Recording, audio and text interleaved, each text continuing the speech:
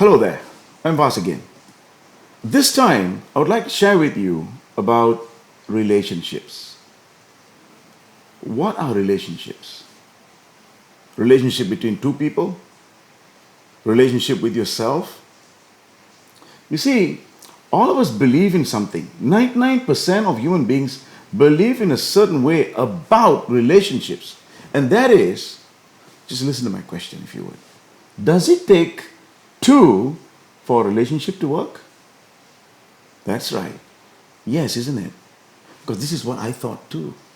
All this time, until I embraced this study called Neuro-Linguistics Programming, I didn't know anything else, and therefore we had relationship issues, that is quarrels, and I was waiting for the other person to measure up before I could take action, or I was waiting for the other person to do something before I would do something else. And this is why we've got wars on the planet, we've got sickness, we've got all kinds of problems, because relationships is, listen very carefully here, relationships is the most vicious problem on this planet. Now, when we can learn how to take control of that, or be at peace with that, almost all of our problems would simply disappear. Now, so then how do that 1% look at this thing about relationships? Listen to this. What if I say it takes one for a relationship to work? How does that work? You see, if I were to want to shake somebody's hand, what must I do? I have to reach out my hand, and then only the other hand would come. You see, it is such a simple metaphor, but people need something more complicated to understand something as simple as this. This is a metaphor for relationships. If you don't reach out the hand, the other hand won't come.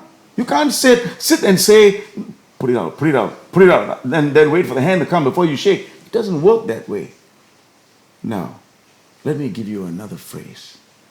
Treat people like you would like to be treated. Is that true? I say it again because sometimes it's so difficult to understand these things. Treat people like you would like to be treated. Now, this is how we were all taught about relationships. To get a rapport with someone, you have to treat people like you would like to be treated.